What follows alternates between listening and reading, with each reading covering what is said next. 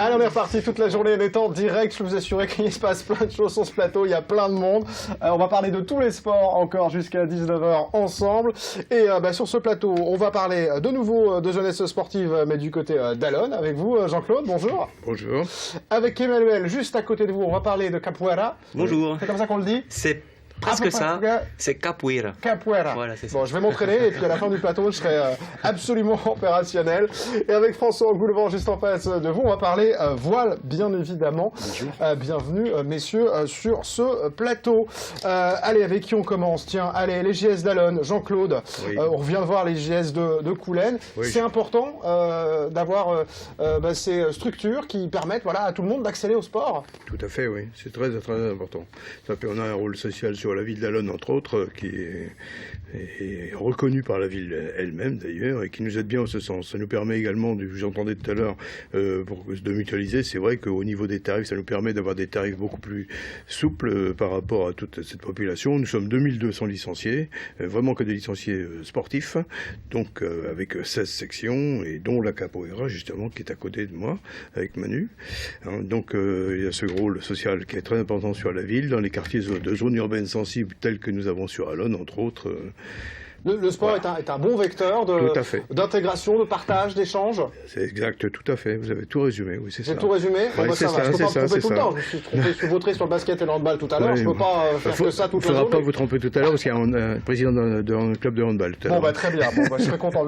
J'avais projeté déjà, j'avais pris un peu d'avance. C'est ça. Ça a commencé par le football aussi, là. Forcément, c'est le roi des sports au départ. C'est vrai. Tout à fait. La première section, 400 adhérents à l'époque, c'est avec le football, effectivement, en 1962.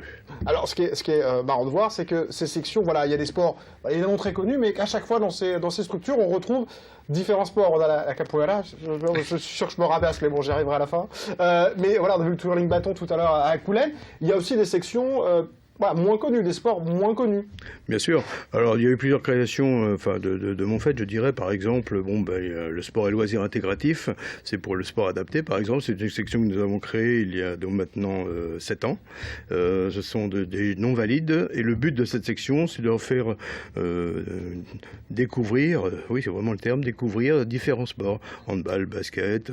En handisport, on en parlera aussi tout à l'heure. Non, pas en handisport adapté. C'est donc handicap mental. Handicap mental, voilà. Donc, et ces gens-là, le but, c'est que les non-valides rejoignent les sections des valides en fin d'année, le plus possible. Et c'est une belle réussite, ma foi. Je suis très content. Aussi, tout à fait, l'intégration aussi, toujours.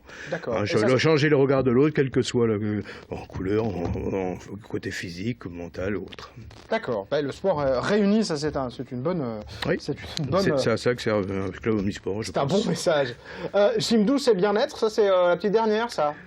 Oui, loisirs, santé, bien-être, oui, tout à fait. Oui, c'est la sophrologie, le yoga, la randonnée pédestre, la marche nordique, et ça sera également un ostéopathe qui nous donne un coup de main et un nutritionniste également qui va travailler avec nous. C'est extrêmement complet. Justement, c'est peut-être c'est ce regroupement qui fait que vous pouvez proposer des choses aussi complètes à vos adhérents. On peut dire cela, mais c'est surtout une volonté de la part de ma part et du bureau également qui travaille avec moi et du conseil d'administration. Parce que je ne fais rien tout seul, je passe obligatoirement par un conseil d'administration. 220 bénévoles. 220 bénévoles, oui, tout à fait. Hein. Oui. Ça fédère le sport, ça réunit. Oui, c'est un bon vecteur. Faut le rappeler, tout à fait, c'est important. 100% un spécial sport que le sport permet d'être ensemble sur un projet, de partager plein de choses. Oui, notamment les valeurs. Beaucoup de valeurs, quelles qu'elles soient. Toutes les valeurs que l'on peut avoir. Chacun parle de valeurs, certes, mais c'est très, très, très varié. Qu'est-ce qui est important pour vous, puisque vous présidez cette grande structure de sport? Qu'est-ce que vous voulez transmettre comme message global? Un message global, déjà bon pour la santé, c'est comme on dit tout à l'heure, le respect, les découvertes, l'initiation, puis moi, par exemple, quand Manu va parler de la capoeira, il va parler de l'histoire de l'esclavage. On va en parler de la capoeira, justement. Voilà. Mes invités font mes transitions, c'est pas formidable, ça. Avec vous, Emmanuel, donc vous faites partie, vous êtes une des sections de ces jeunesses sportives d'Alonne. Absolument. Elle existe depuis combien de temps, cette section? Alors, cette section, elle existe depuis maintenant, c'est 2010 qu'on a démarré avec les JSA, Jeunesse Sportive Alonnaise, ouais. Donc, du coup, c'est important pour vous de rejoindre une structure comme ça, justement, pour développer un sport moins connu, on va dire quand même. Oui, c'est une pratique qui est pour l'instant peu médiatisée. C'est vrai qu'on en entend parler un petit peu, mais c'est vrai que le fait de rejoindre une structure comme les JSA, ça nous permet d'être plus visible, évidemment, et puis d'avoir un soutien au quotidien d'une logistique qui est très importante pour nous. Parler de médiatisation, comme on est à la télé et qu'on fait partie des médias, est-ce que vous pouvez d'ailleurs nous présenter la capoeira, ceux qui ne le connaissent pas? C'est vrai que la capoeira aujourd'hui, on a une définition qui est propre à nous et qu'on a mis en place, qui est relativement technique. C'est un jeu athlétique artistique de combat qui a été créé par des esclaves africains au Brésil. Donc en tout cas, ça veut dire ce que ça veut dire. Après, voilà. C'est assez long, mais si vous ne demandez pas de le dire, moi, ça va. Voilà. Tant que c'est vous qui le dites. Donc c'est une sorte de danse sportive, c'est ça, hein? Oui, en fait, c'est le mélange de tous ces aspects. J'ai dit une bêtise. Jean-Claude m'a fait. Ça va pas. Ce n'est pas de la danse, c'est un art martial, c'est du sport. Et c'est vrai que vous avez raison. Vous allez vous fâcher. La danse, c'est pas non plus. C'est pas du repos. Hein. Je vais vous amener une danse au sport. Je pense qu'elle va vous claquer une tête sur la petite tête là, parce que. Non, je me fâche pas. Je me fâche jamais. Je sais me maîtriser. 31 ans de politique, ça aide. Non, mais c'est un vrai sport justement, parce que justement on parlait des sports.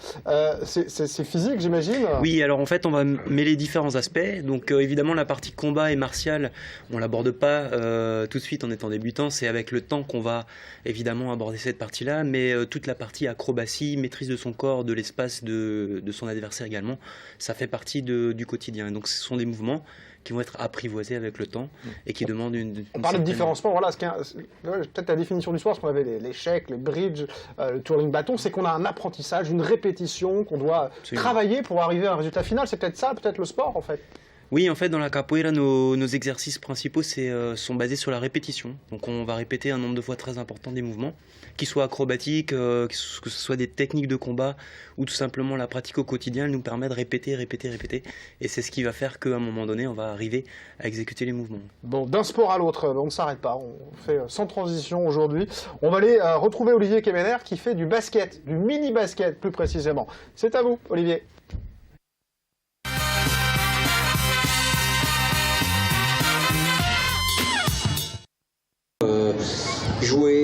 J'ai pas mon short, pourtant c'est du mini basket. Nous sommes à l'emplacement du marché de Pontlieu qui s'est transformé en un terrain gigantesque, plusieurs petits terrains pour jouer au mini basket.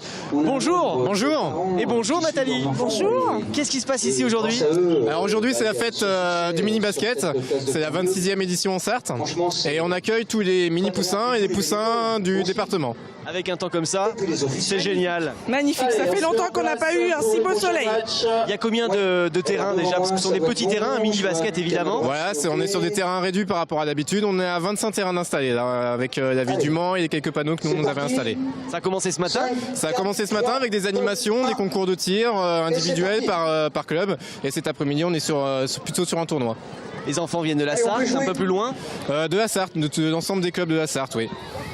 C'est une grande fête, la grande fête du basket, quoi. Oui, c'est ça. C'est l'événement attendu chaque saison par les enfants. Ils repartent chacun avec le fameux t-shirt qu'on voit dans la garde-robe de tous les mini-basketteurs. On commence à quel âge? Ils ont entre 7 et 11 ans là. Ouais. Voilà. Et la semaine dernière, on a organisé une autre manifestation pour les plus petits, pour les 5-7 ans, et qui a eu lieu en gymnase. Et là c'est bien, tout le monde participe, même les enfants handicapés. Voilà, c'est important aussi. Ils font du basket en fauteuil, c'est aussi une sensibilisation auprès du public valide de voir qu'on peut aussi jouer en étant handicapé. Et donc là, il y a un mélange entre enfants qui jouent en fauteuil au cours de l'année et quelques enfants valides qui, eux, découvrent cette activité-là. Donc, tout le monde peut essayer. Ce sont des fauteuils spécifiques au basket? Oui, ce sont des fauteuils spécifiques là qu'on utilise pour le basket. Et tout le monde peut y venir essayer. Là, donc chaque enfant, quand un match est terminé, peut venir essayer le basket en fauteuil. J'ai pas dit bonjour au président qui se cache derrière. Alors, il est timide? Non, je laisse la place aux organisateurs. Bon, voilà. Ouais, c'est vrai qu'on vous voit plus souvent vous. C'est bien passer la parole aux autres. C'est bien, voilà, tout à fait. C'est une belle fête. Hein. C'est une belle journée, on a le soleil cette année, c'est vraiment très bien. C'est une belle fête, les enfants sont contents, plein de couleurs, c'est magnifique. Ils ont l'air contents. Vous jouez pas, vous? Bah non, je sais pas pourquoi. Ah bah qu'est-ce qui se passe? Pourquoi vous jouez pas? Bah on sait pas. Ah, on sait pas. Pourquoi? Qu'est-ce qui se passe? Il y a un roulement en fin de compte à chaque fois, mais par contre il y a des ateliers derrière, là-bas il y a la structure gonflable avec le parcours du meneur, l'animation du basket, voilà c'est l'occasion aussi d'aller voir autre chose et puis rester et puis voir un peu ce qui se passe avec les autres enfants en fin de compte justement. Évidemment. Tu t'es fait des copains? Oui. Qui ça? Bah eux. Tu les connaissais déjà avant? Oui. Ah ouais, donc ouais, c'est facile alors pour se faire des copains. Tu viens d'où toi? Changer. Ouais, c'est la première fois que tu participes? Non. Non, tu aimes bien? Oui. Qu'est-ce que tu préfères? Quand c'est sur des terrains comme ça et c'est mieux que d'être sur des terrains dans l'herbe. Et puis ouais, ça change. T'as pas trop chaud? Non, ça va. Il y a une bonne ambiance? Ouais. Parfait. Bah, bravo, amusez-vous bien. On va peut-être aller voir un petit peu ce qui se passe un peu plus loin parce que ça continue. Il y a plein de parents qui ont participé, qui ont répondu présent aussi. C'est l'événement aussi pour les parents, là, ça signe enfin la fin de la saison. Donc c'est comme je disais tout à l'heure, c'est un événement qui est vraiment attendu à la fin pour les enfants et puis pour les parents. Et puis avec un temps comme ça, en plus, ça facilite la venue des accompagnateurs.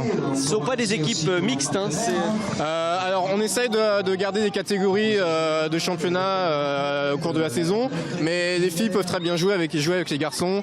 Voilà, quand il n'y a pas assez d'effectifs dans une équipe. Il y a les garçons qui arbitrent aussi. Oui, alors on a fait appel au centre d'arbitrage du département. Donc il y a des centres d'initiation dans les clubs et on les a sollicités pour venir arbitrer et montrer qu'on pouvait aussi arbitrer en étant assez jeune. Et là-bas alors du coup c'est quoi? C'est ça, c'est la structure gonflable? Voilà, la structure gonflable qui est mise à disposition par le conseil général et sur lequel on organise le parcours des meneurs. Donc là il y a un petit parcours d'extérité à organiser en essayant de faire un temps record. Voilà.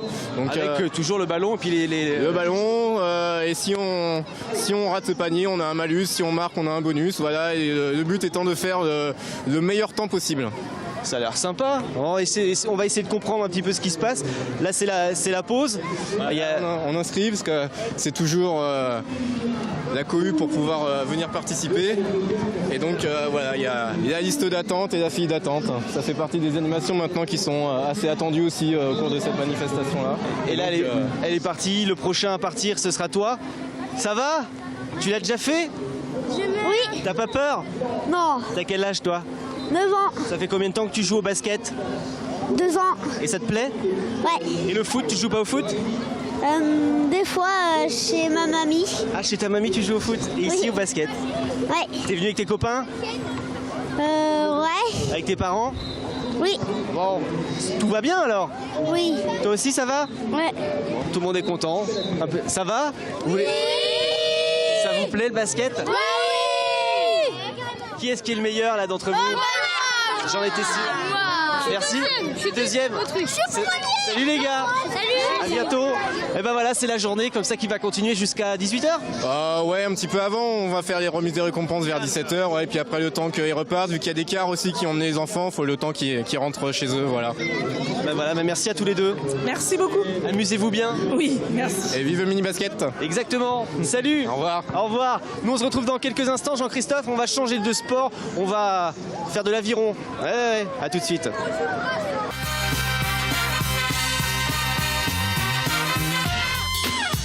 Ben, je suis impatient de vous voir ramer, mon cher Olivier. On découvrira ça tout à l'heure. En tout cas, je vous remercie. Vous faites ma transition parce qu'on va parler voile maintenant avec François Engoulevent. Plusieurs casquettes pour vous parce que la voile, vous la pratiquez sur les bateaux, mais vous concevez aussi les bateaux sur lesquels vous naviguez. Alors pas tout seul, hein. Il y a une équipe technique. Le sport, ça se fait rarement tout seul. Ça se fait jamais tout seul. Il y a une équipe technique derrière qui travaille beaucoup. Effectivement. Bon, vous avez participé plusieurs fois à cette course mythique qui est la Route du Rhum, avec vos bateaux, mais vos bateaux fabriqués avec vos élèves, puisque vous êtes aussi professeur au sein de l'ISMANS. Oui. Donc c'est une aventure complète là. C'est une aventure humaine, enfin c'est une aventure technique, ce genre de projet, mais c'est aussi une aventure humaine, surtout quand on intègre quelques dizaines d'élèves dans la fabrication ou la conception de ce genre d'engin. Ça donne une autre saveur au challenge. Comment on passe de la passion, je dirais, du sport, passion qu'on peut marquer le week-end, à faire la Route du Rhum, si je puis dire, avec se lancer dans des grandes courses. Il y a quoi? Il y a un moment où ça passe de l'un à l'autre, on se lance dedans pense qu'à un moment, ça se fait, c'est la pratique qui augmente de plus en plus. Après, il faut avoir un petit peu un esprit de compétition. On se confronte à des compétitions de moins grande ampleur, et puis on progresse. Et puis à un moment donné, ça reste des épreuves qui font rêver, et puis on se dit... ça vient insidieusement, quoi. On fait, plus on en non, envie, et puis à un moment donné, il faut passer... Il faut tout d'un coup être pas raisonnable et se dire on y va. On se lance. On se lance et on met tous les atouts qu'il faut pour se lancer, que ce soit technique, sportif, on se prépare. Il faut aussi préparer la famille, il faut préparer... moi c'est du bénévolat, j'ai un métier à côté, donc il faut préparer les collègues, il faut préparer tout le monde. Ça se fait pas du jour au lendemain. Mais après, je pense que c'est comme toutes les activités passion. À un moment donné, on ne se pose pas la question. On a ça comme objectif et on se donne, on essaye de se donner les moyens pour le faire. Et puis, mais on n'y arrive pas toujours. On n'y arrive pas toujours. C'est ça aussi le sport, parce que voilà, la dernière fois, on va le dire, ça ne s'est pas passé comme vous vouliez. Non, mais la dernière fois, c'est aussi ça le sport, d'apprendre de ces échecs, si je puis dire. Est-ce que c'est vraiment un échec d'ailleurs? En tout cas, c'est pas une réussite. Mais on peut apprendre de ces échecs, on peut apprendre des défaites. La dernière fois, vous n'avez pas pu finir la course parce que ça s'est arrêté très brutalement, une défaillance technique, le bateau s'est retourné et voilà, après c'est sauvetage et on rentre à la maison et il faut récupérer le bateau. Il faut récupérer soi aussi, j'imagine, non? Un peu aussi, mais ça va, j'ai pas été physiquement... psychologiquement, j'ai l'impression de m'en être bien sorti. Physiquement, j'ai pas eu de dommages. Maintenant, techniquement... On met un peu de temps avant de se dire l'année prochaine, j'y suis, je retourne, je recommence. Non, ça a été assez vite parce que en fait, ça a été vraiment trop bref. Et j'ai l'impression il y a une frustration de ne pas être allé au bout. Et donc, il faut... ça donne envie d'être à nouveau au départ. Mais avant d'être à nouveau au départ, il y a un paquet d'étapes à franchir, que ce soit technique, financière, etc. J'aimerais bien aborder avec vous justement cet aspect-là du sport, parce que le sport, il a besoin d'argent. Quel qu'il soit. Voilà, pour fonctionner. Quel que soit le même sport. Si ça a une belle valeur, le sport, malgré tout, on en parlait tout à l'heure avec l'IGS, pour vous, il faut faire fonctionner des éléments, il faut qu'il y ait des financements, il faut qu'il y ait du matériel, etc. Cette recherche d'argent, elle est facile? C'est quelque chose qui est désagréable désagréable. Pour du plaisir, avoir des partenaires, des gens qui vous suivent. C'est jamais facile. Alors après, dire que c'est désagréable, c'est beaucoup dire, parce que ça, là encore, après c'est une question de chacun, mais ça permet de rencontrer beaucoup de gens, ça permet de comprendre un peu comment fonctionne aussi bien le monde privé, parce que dans la recherche de sponsors, que le monde des collectivités pour la recherche de subventions, qui sont aussi utiles pour toutes les petites structures, petites ou grandes. On ne peut pas être efficace dans cette démarche si on n'a pas bien compris comment fonctionne chacune des structures, quels sont leurs besoins. On n'est plus dans une époque où il y a de l'argent en masse disponible. Donc maintenant, il faut vendre un projet et on ne pourra trouver des financements que si on a un retour en échange. Que ce soit un retour en termes de notoriété, un retour, les collectivités, on parlait tout à l'heure de la dimension sociale de tous ces clubs qu'on a partout en Sarthe, elle est importante. Et si les collectivités nous soutiennent dans nos petits clubs, c'est parce qu'elles ont compris ce rôle social de l'activité, quel qu'il soit. C'est vrai qu'on voit parfois des grands champions qui ont du mal à reprendre une saison, par exemple, et des choses comme ça, parce qu'ils n'ont pas retrouvé le financement, alors que parfois ils ont des résultats sportifs qui sont convaincants, etc. Ça doit être dur quand même à vivre en tant que sportif, quand on pratique un sport, qu'on est à fond, qu'on se bat pour ça. Oui, pas mais possible pour refaire une saison. Alors c'est peut-être dur à dire, mais en fait, les résultats sportifs, ça suffit pas, quoi. Oui, c'est ça. Un financeur, il n'achète pas un résultat, il achète une histoire, il achète un programme, il achète un projet. Le résultat sportif, c'est presque, j'allais dire, la cerise sur le gâteau. Un projet sportif qui nécessite du sponsoring, il est gagnant pour tout le monde si le sponsor s'y est retrouvé avant le départ de la course. C'est-à-dire que, moi j'ai toujours essayé de monter des projets comme ça. Il faut que, là, moi la dernière fois j'ai dû abandonner au bout de 24 heures. Mes sponsors me suivent encore parce que c'est là aussi une équipe, quoi. Il faut aussi partir de l'équipe. Alors ils me suivent encore. Il y a deux dimensions en fait qui suivent encore. Soit parce qu'ils considèrent que être partenaire ça a du sens quand ça marche et quand ça marche pas, ou soit parce que ils s'y sont retrouvés, les objectifs ont été atteints comme prévu avant le départ et tout le reste c'était que du bonus. Et puis quelquefois on n'a pas de bonus. C'est l'aléa sportif comme on dit. C'est quoi la suite de l'aventure pour vous, François Goulevent? Eh bien... Vous partez sur quoi, du coup, puisque vous êtes reparti assez vite, vous le disiez? Alors, assez vite, c'est dans la tête, parce que, techniquement, c'est des dossiers pas simples. Le bateau, il a été ramené à terre au bout de 48 heures, donc il y a beaucoup de dégâts. Alors après, il y a les bagarres avec les assurances, avec les experts, avec tout ça, c'est jamais simple.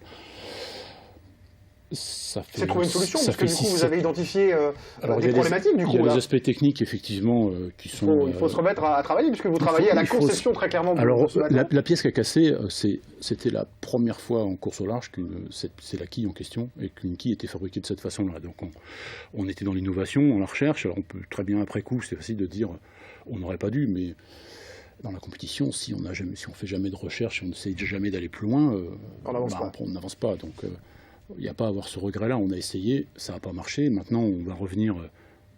on revient à une solution classique pour cette pièce-là, en termes de fabrication de process. Donc... Et vous partez pour quelle course, alors, du coup, cette année? Qu'est-ce qui est prévu au programme? Parce que les choses sont déjà prévues. Jusqu'à présent, j'ai eu du mal à y construire un calendrier, parce que tant que je ne savais pas où allait se positionner l'assurance, c'était compliqué de construire quelque chose lorsqu'on ne sait pas les besoins budgétaires, etc. L'assurance s'est positionnée que la semaine dernière. Ah, donc c'est tout frais. Donc c'est tout frais. Et alors, c'est très satisfaisant parce que ça permet de commencer. On commence seulement la réparation du bateau, donc 6-7 mois après. Alors le programme, il y a à peu près 3 mois de réparation, donc la saison 2015, elle est à peu près finie. Après, ça va dépendre en parallèle, maintenant que je sais quand je dis je sais où je vais financièrement, je sais combien j'ai besoin de trouver d'argent. C'est ça. Donc ça me permet de commencer à construire un projet, construire une histoire pour essayer d'aller la vendre à des partenaires. Et donc la fin de saison 2015, j'aimerais que le bateau soit au départ de la Transat Jacques Vabre. Pas forcément avec moi dessus. D'accord. Mais tout ça est conditionné au fait que je trouve les financements qui permettent de compléter ce qui n'est pas pris en charge par l'assurance. Bon. Bah écoutez, voilà, il y a du pain sur la planche, comme on dit. Il y a du pain sur la planche, oui. On va parler de voile, si vous voulez bien, mais à la Gemmerie. Vous connaissez ce port sartois? J'ai fait quelques petites régates à la Gemmerie. J'espère bientôt aller les voir. Je vais de temps en temps rendre visite. Alors, ça fait un petit moment que je ne suis pas allé, mais... Pascal Bruno est allé leur rendre visite et on découvre ça tout de suite.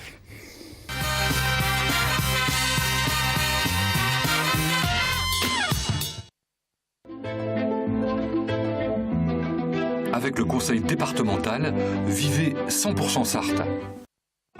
100% Sarthe, 100% saveur avec les rillettes Albert L'Huissier.